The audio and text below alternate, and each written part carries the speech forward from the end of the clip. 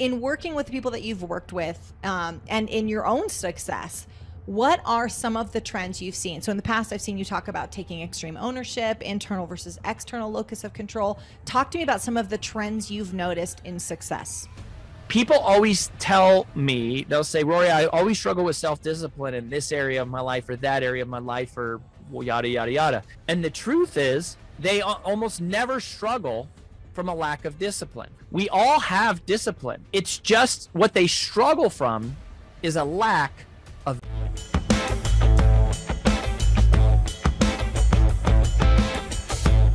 Thank you so much, and welcome to PivotMe.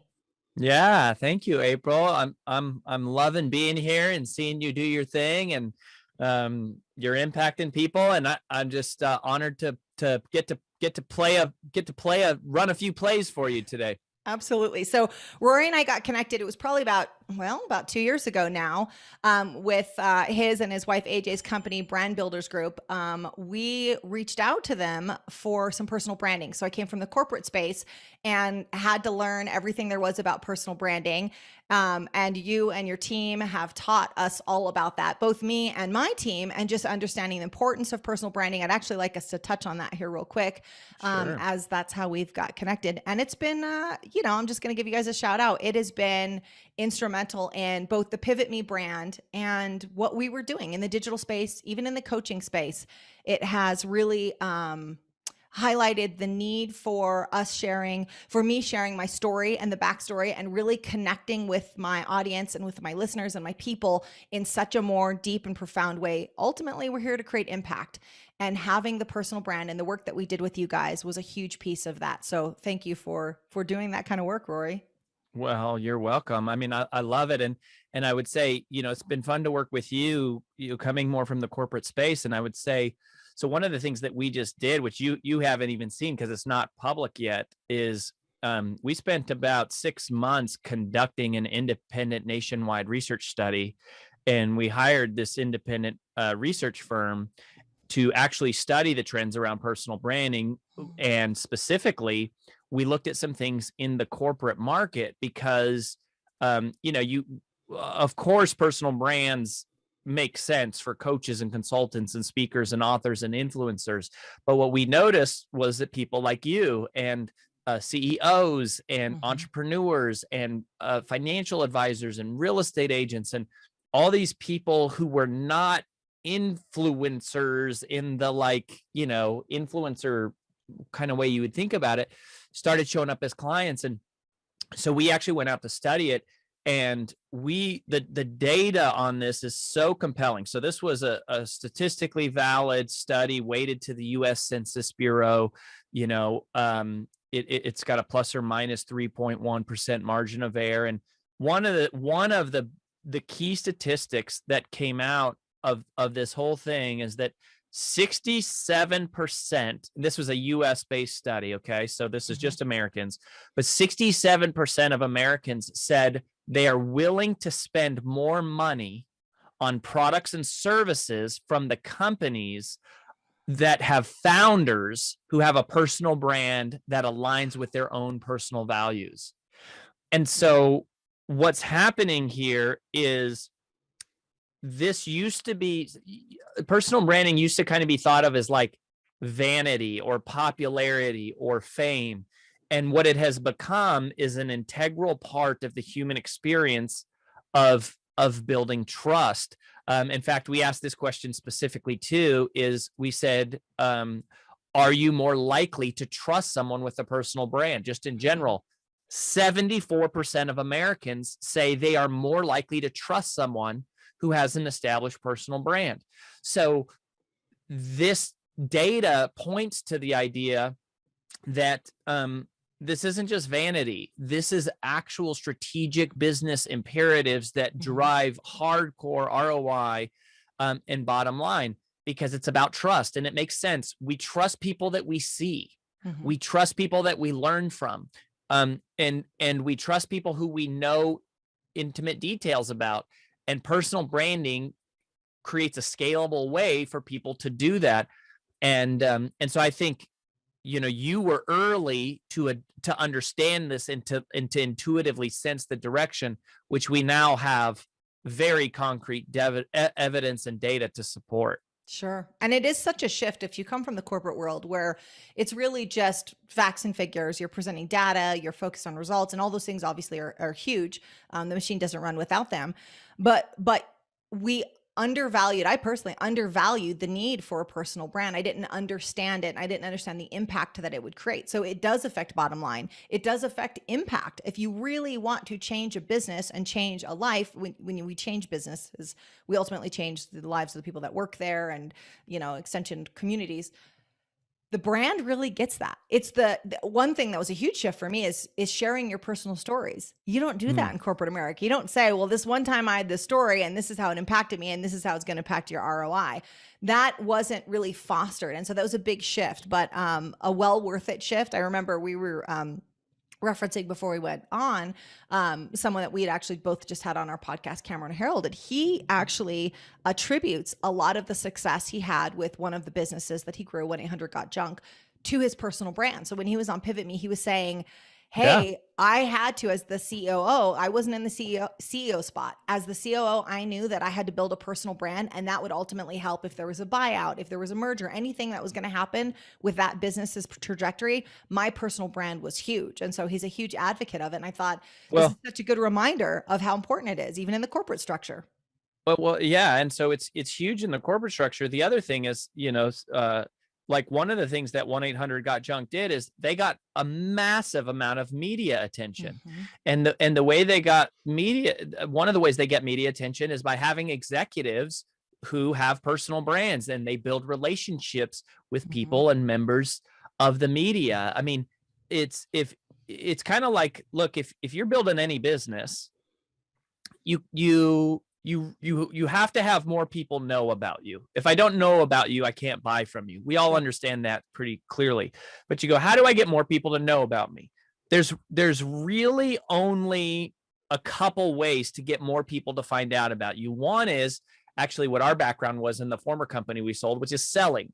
You hire a sales team to go out and make sales calls all day, every day. That's the world we came from. The other is advertising. You have money and you buy billboards and radio ads and Super Bowl commercials or Facebook ads or like whatever you're doing that tells more people about you. Another is customers, right? Like hopefully you create the ultimate customer experience and people tell yada, yada, yada, but it's not super predictable. Sure. The other way is to take the personal brand of the founders and the executives and to go out and meet people and provide value and teach and share what you know and leverage the free tools of the day to create awareness. And that is becoming more and more important. And unless you're a venture-backed company and you got millions of dollars to spend and when on different advertising budgets, it's like if you don't have that, you have to have one of the others. Yep. Your customers may or may not share. So it really comes down to sales and or personal branding. And we believe the mix is actually both. Like the aim is to do both. But personal branding is a free thing that you can do at scale to for your business, which is what we all need. Yeah. And you control it. It's something that you control. So you are not necessarily at the mercy of the media per se. You get to be very intentional about what you're putting out there and the impact that you're having. So So personal branding is how we've got connected. In a second, I want to ask you a little bit about some of something I've heard you speak about before, kind of these success habits and practices that you've seen, you've practiced. But before we get into that, in the intro, I talked about the different things that you've been involved in. Obviously, best-selling author, a world-class speaker, so many different things you're saying about a sales company in the past and now personal branding company now. One of the things we talk about on PivotMe is making these shift, these sort of pivot points in our lives. So that can be, the pivot point can be something that's forced upon us, like our business gets sold, a car accident, and we've got, some health challenge. Or they can be ones where you just said, that's it, enough, I'm not doing this again, I'm doing now this. What is a time that you've made this pivot, and what tools, what mindset did you use to make that pivot? I mean, you've done quite a few things. That's got to be a lot of shifts that you had to make internally.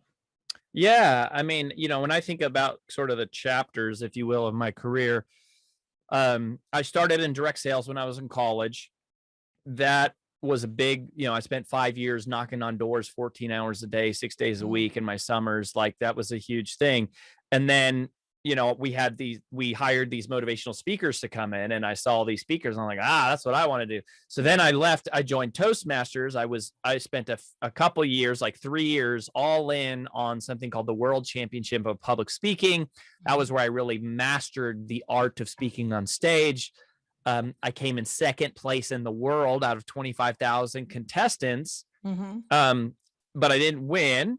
And had I won, I probably would have spent a career teaching people presentation skills. But about that time, we started our sales training company, and we did that for 12 years. It was a sales coaching company, really. Mm-hmm. And that was where I met AJ. We started that business from scratch. We grew it to 8 figures. We had about 200 people. Wow. And then we sold it unexpectedly, very quickly in 2018. And, then couldn't be in that space. And then that's what led us to personal branding. So we have had very dramatic shifts.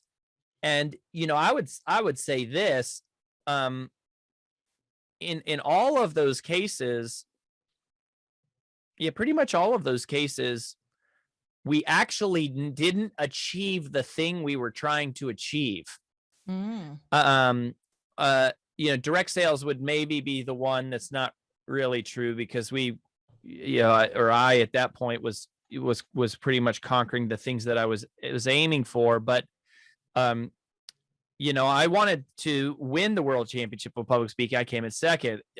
We thought this company that we were building, I mean, I would have had the logo tattooed on my arm a week before we decided to sell it. I mean, it was a very radical shift. Yeah. And the thing that I think is in common about that is what we've always done, what I have always done, is I have always set out a huge vision for something that I'm pursuing, like in my life. And people often get caught up in like whether or not the dream comes true. Mm-hmm. Or they'll say like embrace the journey kind of a thing, like, which I believe in both of those things. But the more accurate way I describe it, at least it has been for me, is that I will run. It's like running down a hallway. I see this door at the end of the hallway, and that is like this big vision that seems so impossible. And I just go in a full sprint down the hallway, and I run with as much force into that door. Yeah. And a couple times it has opened, but more often than not, I've bounced off the door. It's been locked, and I got to the door, but then it was shut. And I'm going, well, that's a bunch of crap. Like I went all in. I did all the things. I did the self-talk. I did personal development. I did coaching. And you sacrificed all the other doors you probably passed along the way to that door. Went past all these doors, nailed this door, and it's locked. And I bounce off. And then as I'm like laying there on the ground going, what the heck just happened? I look to the left, and there's a door that is cracked open that you could not see from the beginning of the hallway. Yeah. And you can only see it by standing right in front of the door that you just bounced off. And it's like, oh, this door is wide open. And then it's like, oh, I just walk through it. And, a good example of that is a recent example is when we sold the company in 2018. One of the things that I would have preferred not to do was sell my social media and my podcast and my email database that I had spent my entire career building. But that it wasn't really a choice that I had. And so that happened. And so I'd spent, 15 years of my life building a following. Wow. And then immediately went to zero. And then we started Brandbuilders Group, and one of our clients is this guy, Glenn Sanford, who owns eXp Realty. He's a billionaire. He starts this company, and then last fall he buys Success Magazine. So he buys Success Magazine, and then he says, hey, I think you'd make a great editor.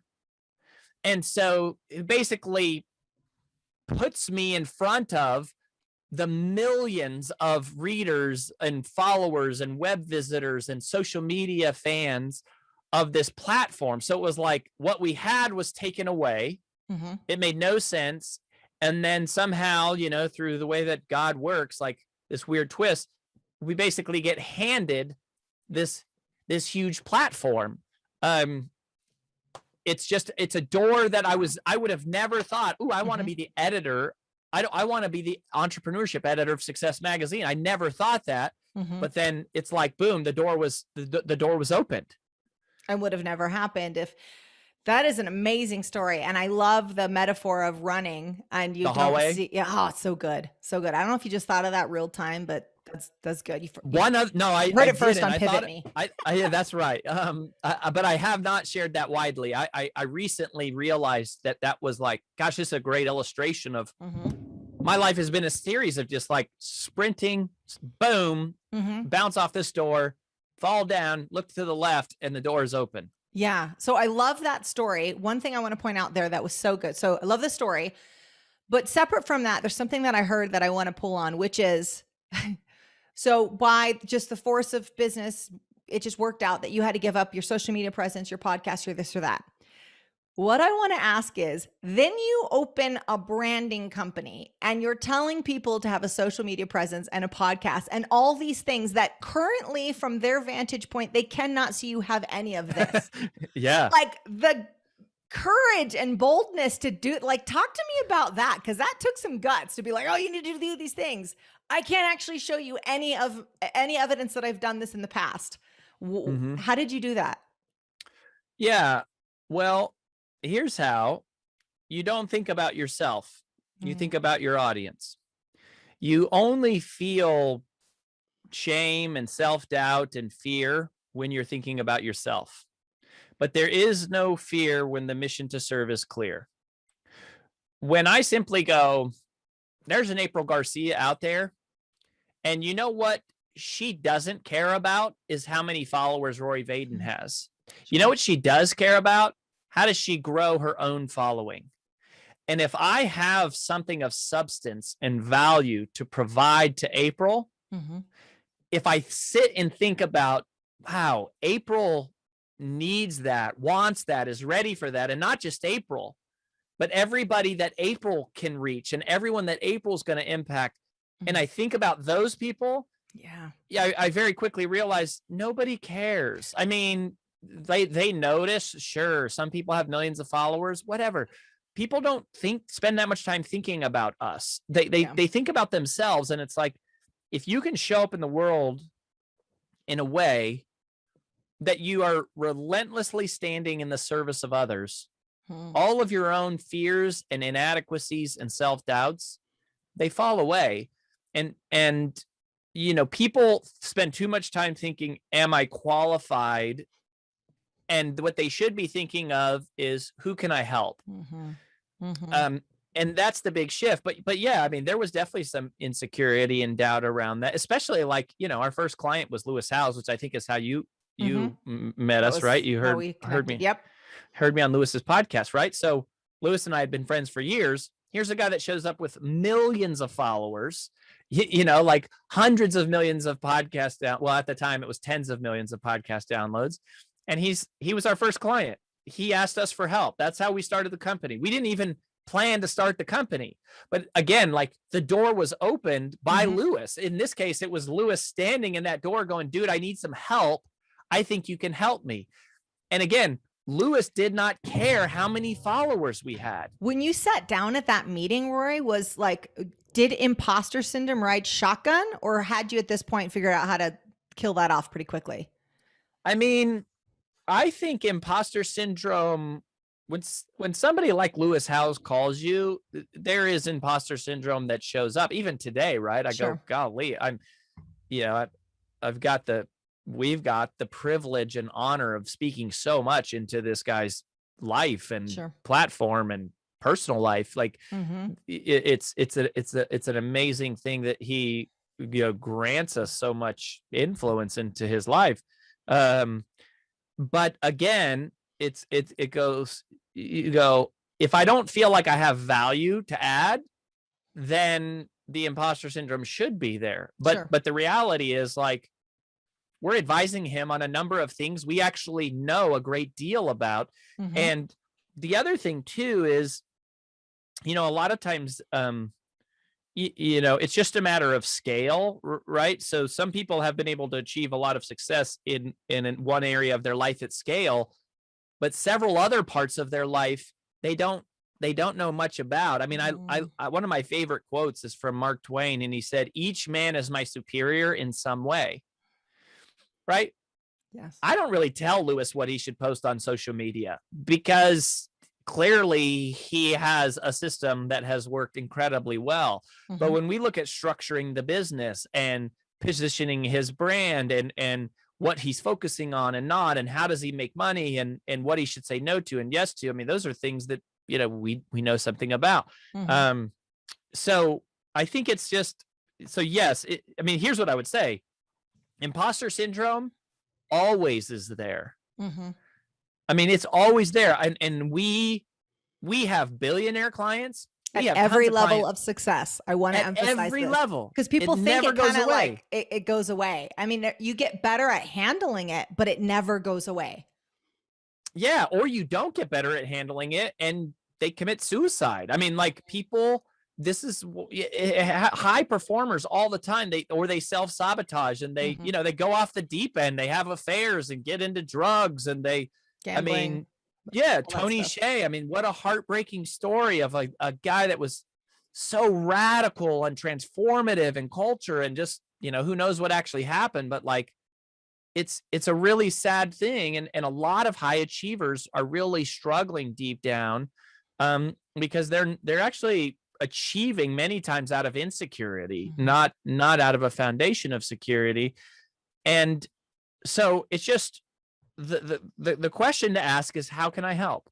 Mhm. How can I help? Like, we are at our best when we're just asking, how can I help? How can I be Mhm. useful? Like, who can I serve? And if you sit in that and you go, if I can help, then allow me to be used. If I can't, then, I should do something else. Sure. Sure. Because the thing is that something we say a lot is someone out there right now is Googling for answers that are inside your head that you take for granted how easy it is because you've been doing it for years.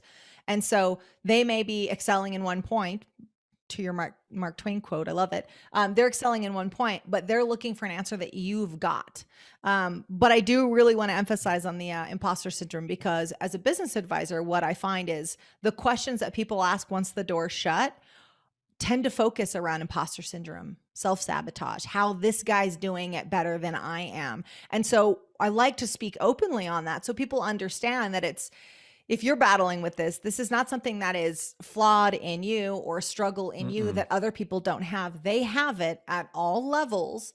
But we talk about how we get over self-sabotage. So the other thing we talk about here, and this is one of the things I want to get into, is success principles. So we talked a little bit about how we navigate through some self-sabotaging behaviors and how we shift our mindset. You've had a lot of pivot points along the way. But in working with the people that you've worked with, and in your own success, what are some of the trends you've seen? So in the past, I've seen you talk about taking extreme ownership, internal versus external locus of control. Talk to me about some of the trends you've noticed in success.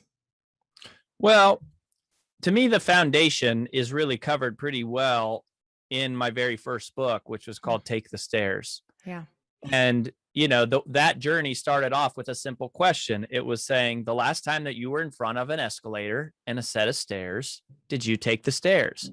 The answer for most of us is no.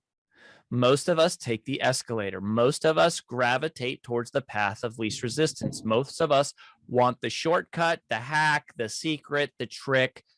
And yet, as I spent so much of my early career fascinated and studying both academically and qualitatively the Mhm. habits of successful people, I found it so radically clear that the story of success is never the escalator. Never, never, not one time. It is always the stairs. It is always the person willing to do the thing that they know they should be doing, even when they don't feel like doing them. Mm. Um, Which is it, self-discipline. which is self-discipline, which Yeah. is what the whole the whole Take the Stairs book is all about solving the problem of procrastination and the 7 key mental, like psychological distinctions of self-discipline. And that book showed the world how self-discipline isn't as hard as we think once we know how to think about it the right way. So to me, you can't achieve personal success until you get yourself past that point. Now, just doing that alone will get you, in the top, whatever, probably 15, 10% of any industry. But it's not what will put you in the top 1% per se, because self-discipline is not the key to success. It's simply the price of admission. Like, it's just what gets you on the field. It's just what gets you in the game. And so then I think with my TED Talk and that journey that came out around my second book, Procrastinate on Purpose, and all about how to multiply time. And it was how to multiply. And we identified a simple formula that ultra performers, which are the top 1%ers, in how they think differently from everyone else, that enables them to literally create more time than other people. It is actually possible to create more time. People are told our whole life time is the one thing you cannot create more of, and that's not true. And we proved it. And that is then about multiplying. So those two things together, I would call personal development or influencing yourself. If you can do that, that is the foundation.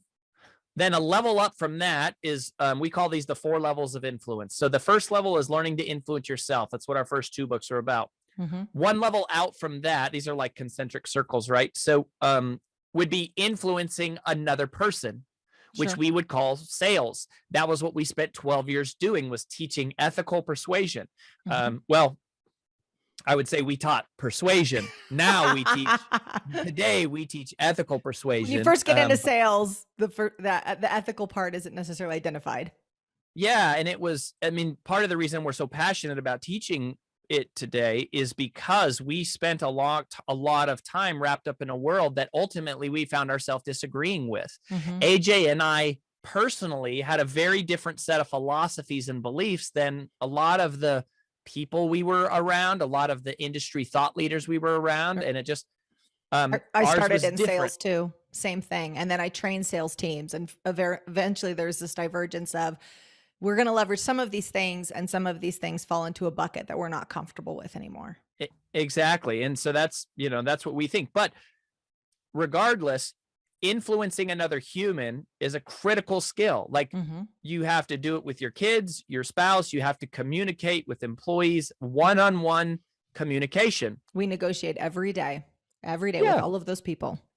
So that's the second level. Then a level out from that is influencing a team of people, right? So not just influencing myself or one person, but a small group, a cadre. And this is, the word is leadership, right? Is going, how do I activate a group of 5 or 7 or 10 or 12 people to mobilize in a direction? That's leadership. It's teamwork. And so, I write a lot about that at Success, because I'm, as the entrepreneurship editor, it's a lot about like, okay, we're working with people and mobilizing people. But then a level out from that is going, how do I activate a community, an army of people? How do I create legacy? And we call that personal branding. You could call it marketing. You could call it community organizing, but it is going, I consider my area of study and expertise now around influence, the 4 levels of influence: influencing myself, another person, a small team, and a large community. And, and I think ultimately people arrive at that destination. The more successful you are, the more you realize making another dollar, getting another award, getting another recognition is not going to make me fulfilled. Sure. Like, at some point you wake up and go, all I'm doing is moving the goalpost here, and I achieve it, and then there's another, and there's another, and it's great. Mhm. I score a touchdown and I feel good for a second, and then it's gone. Yeah. And you wake up, you have to wake up with a sobering realization of like, this isn't going to, achievement is not the same as fulfillment. For sure. Achievement's not the same as fulfillment. And so eventually you start asking the questions around legacy. And like, as you know, brand builders, our audience is what we call mission-driven messengers. Mhm. We're serving people who are more about impact and legacy and mission and contribution and reputation, more not in lieu of revenue, but Mhm. we choose reputation over revenue if we have to. Sure. It's more of a train the trainers approach, really. I mean, you're out there influencing the influencers so then they can go out and influence their respective Yes. communities and audiences. And that's how you create massive impact. So when we were talking about That's the purpose of our company, just so you know, like that is why we care about it, is like our success is not, literally our success is dependent upon our client success, right? The more that April Garcia wins, it's like we are accomplishing our mission. So we are fully aligned with you. And we realize that we could make a much bigger dent in the world working with people like you than we could trying to go reach them ourselves. Yeah, absolutely. Because again, then that's how you create impact. So when I love it. And I remember when I first got introduced to Brandbuilders Group, the concept of mission-driven messengers and that language, because I say contribution-focused entrepreneurs. When I first started the podcast, one of the things I did is sort of contrast, if you will, compare and contrast who I used to work with and who I work with now. And I say I made large companies larger and big rich people richer. Now I work with contribution focused entrepreneurs. And it's a big shift from who I was the first half of my career to what I'm going to spend the rest of my career focused on. Interesting. And that's a hard shift to make too. But when you impact the bottom line of the people I used to work with, no one's lives really improved. Like they didn't go home to their kids quicker. They didn't make the soccer practices, all the things that I'm super passionate about is this kind of rebalancing of life and priorities. That didn't happen. But when you work with sort of these smaller businesses, you saw this. You work with the manufacturer out of British Columbia, and now he sees every one of his kids' soccer games where he was seeing none of them before. And so that's something I was super passionate about. And I saw that when I took those skills and applied them in this arena, that happened. So when we talked about some of the success principles, so I heard influence in there. What's some of the other things or trends that you've seen? You've studied this a lot. What are some of the other things that you've seen? Is it taking ownership? Is it things that happened are really, it's your responsibility to frame them? What are some of the other things you've seen that are trends with success? Yeah, well, if I had to like teach my kids one thing and go like, what is a one thing, whether it's influencing yourself, influencing another, influencing a team, or influencing a community? What is the one thing that you must do at all of those places? It comes all the way back to something called the paradox principle of sacrifice. So it's in Take the Stairs. I believe it's chapter 2. And it's simply this. You learn to leverage long-term vision to endure short-term sacrifice. So the amount of our endurance is directly proportionate to the clarity of our vision. So if I have a crystal clear vision of something that I want, you see my house behind me, right? This was something that we worked for 12 years to save up for, right? That at one point in my life, that was a vision. Winning the world championship was a vision. Having a book on the shelf with a New York Times bestselling author, those are visions. So if you have a clear picture of what you want, then there is a naturally strong connection to how the sacrifices you're asking yourself to make today forward you towards a future. Sure. So it creates this context for action to happen, and your discipline engages automatically as a byproduct of that context.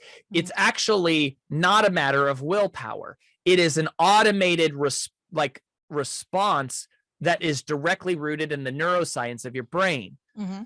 But if you don't have a clear vision, or if you have one, but it's stuffed in a drawer somewhere and you never think about it, or you haven't looked at it, Mm-hmm. then there is at best a convoluted connection to how the sacrifices you're trying to get yourself to make today forward you towards something that you care about. Sure. You don't see the connection. Mm-hmm. And so it becomes virtually impossible to motivate ourselves. People always tell me, they'll say, Rory, I always struggle with self-discipline in this area of my life or that area of my life or yada, yada, yada. And the truth is, they almost never struggle from a lack of discipline. We all have discipline. It's just what they struggle from is a lack of vision. Mm. Discipline becomes dormant in the absence of a dream. So it's not that we either have it or we don't have it. We all have it. The question is it activated? And we think it's activated through iron will or through brute force or strength or mental toughness. It's not. It is activated in a much easier way. It is simply by thinking about and percolating on the thing that you want most in life, and then allowing yourself to be drawn towards it and be willing to make the sacrifices along the way. So it is think long term. Yeah. It's that simple. How do you connect? So I love that. I love the concept of that. And people are always searching for that elusive self-discipline. How do you connect to that? So I heard vision, I heard your why, clarity, things like that. How do you connect to that? So is that, some people have a morning routine and they look at their BHAG, their big, hairy, audacious goal. How are you continuously connecting to that thing that you're driving towards so that you can have the grit to keep showing up each day and pushing? Yeah. Well, it's funny because you hear people talk about their morning routines all the time, which we very much believe in. And I have one, although the last 4 years we've had 2 toddlers. And so it's been wildly erratic and interrupted. Sure.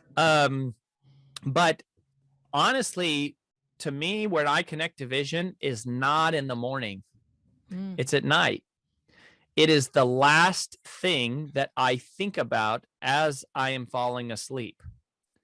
Like when you turn the lights off or the TV out or whatever, and you finally are like ready to fall asleep, I think about what is the thing that I want most in my life. And this is something I have done my entire life. So I appreciate your question here about the pragmatic application of this, because pretty much my life has been a series of impossible achievements for me. So it started out when I was 7 years old. I wanted to become a black belt, and that was what I thought about at night. And and I grew up, I was raised by a single mom. We lived in a trailer park. Like, we didn't, have money. A lot of times our friends would help us with food and stuff. We never lived on the street, but we were, pretty close to it at times. And my mom used to always tell me, Rory, you will go to college. You'll be the first person to go to college, and you will get a full ride scholarship, because there's no other way you're going to get there.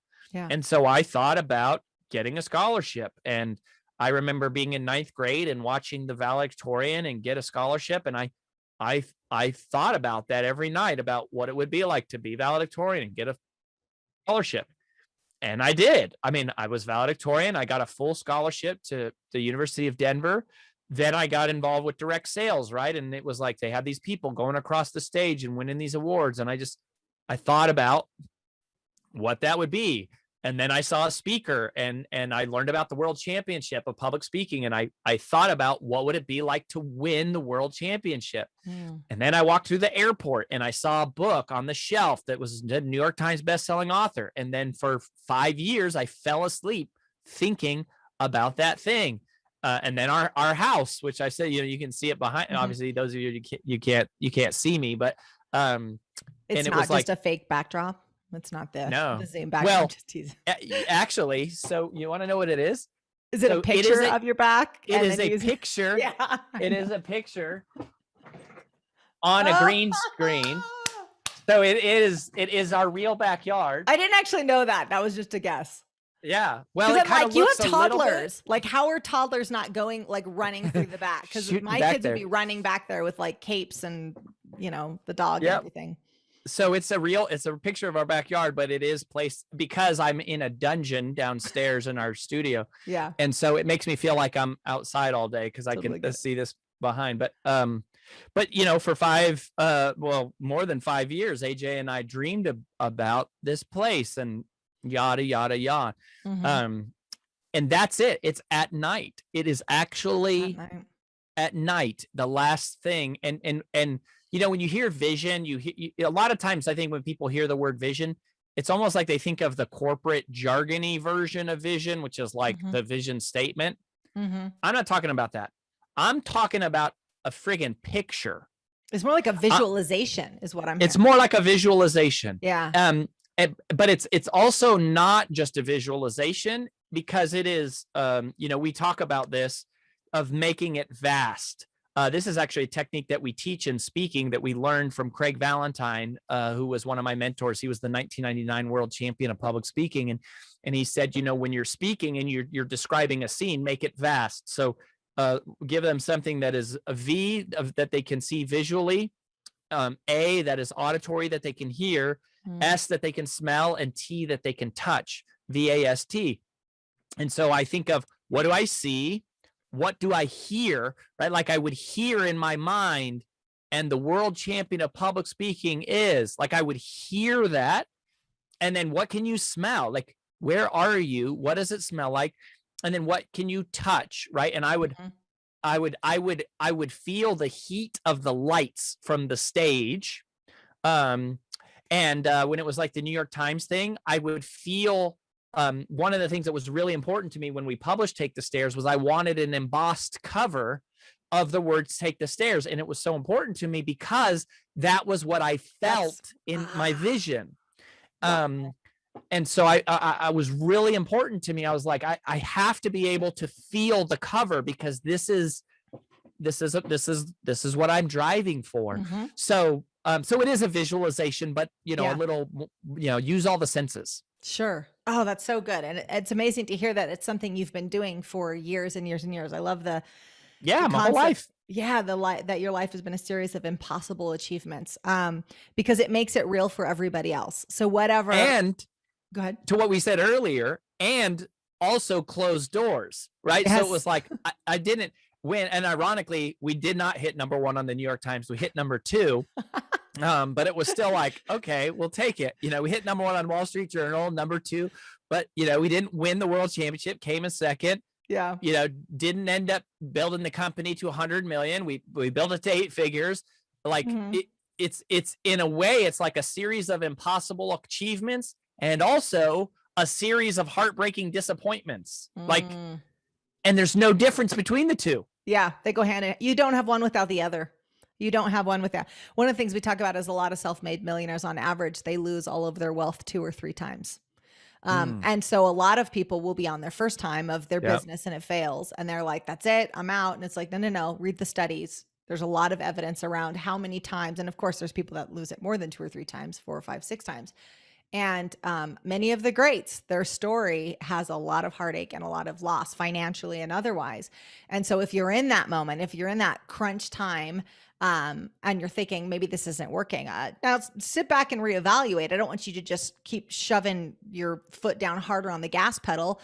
Think about where you're going, and is this thing I'm about to do going to get me to my end result?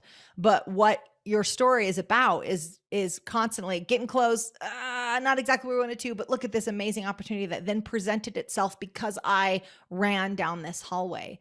I love your story. I want to ask one thing, and then I want to talk about where people can find you. Actually, let's do that first. Before I ask a couple follow-up questions, where is the best place for people to connect with you?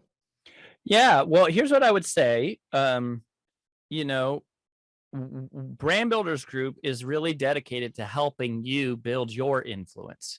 You know, you see, we take a long-term approach to everything, but the way we meet everybody, which is the way we met April, is that we do a free call, like a free one-on-one call with people. So if you go to freebrandcall.com/pivotme, freebrandcall.com/pivotme, you can request a call to talk with one of our strategists, and they'll want to just like hear your dream. They'll want to hear your vision. They'll want to hear, where are you? And then they'll share like a couple of insights about how our process works to see if the methodology that we apply, to see if it's relevant to you. So that's what I would say. Just go to freebrandcall.com/pivotme. Or, you can always hit me up on Instagram if you want to ask me personally. Like if you want to ask me a question, like just, DM me on Instagram or something. Sure. And I'll say in that free brand call, they add value right away. That was one of the things that impressed me. And I've connected a lot of people with Brandbuilders Group. A lot of you guys work with a lot of my clients. Yes. Yeah. I'm coming after Lewis Howes. Like I'm gonna beat him on the leaderboard. But it's because of the value that I've seen you bring over and over and over again. And even in that brand call, there is a lot of value that is added to them right away. So I would highly recommend that. One thing I want to ask you, Rory, is so we talked about self-sabotage. How do you self-sabotage? And then how do you get yourself out of that? Yeah. I would say I mentioned earlier that achievement doesn't equal fulfillment. We've talked several times about how, there is no fear when the mission to serve is clear. I really believe that purpose and power and passion and endurance and, strength, it comes from being willing to serve and being willing to serve others.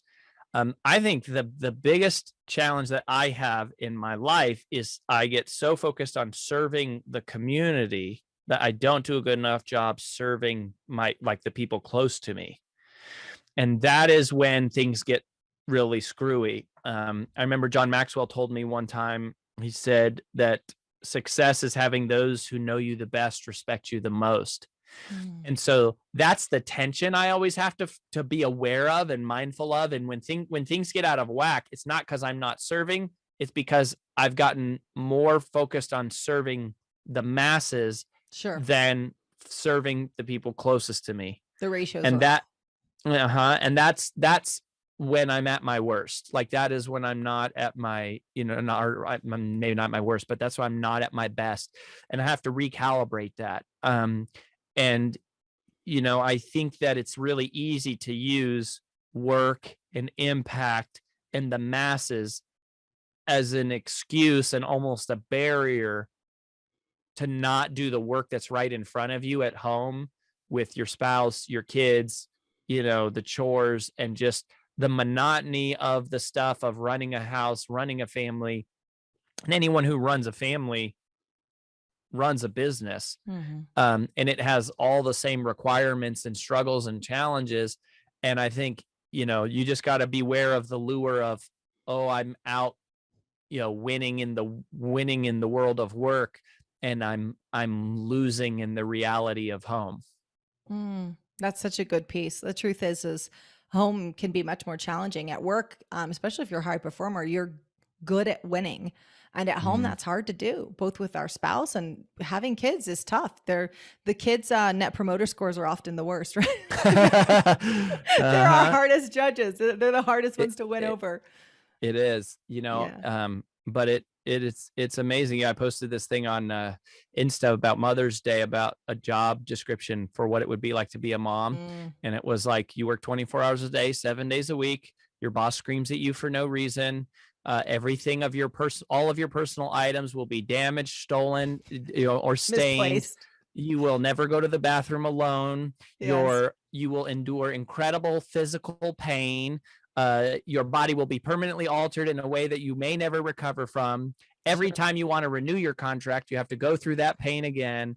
And the pay for this job is $0.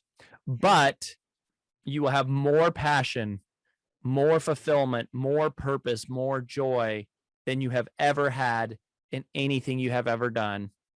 And there's no promotions, there's no changes in job title, but just being a mom is like, it is so deeply rewarding, because you are, in the most basic and fundamental of every way, you are serving another person. And that is where the purpose of our life comes from. If you're looking for even more ways to level up your business and your life, we have set up the next video for you. I'll see you over there.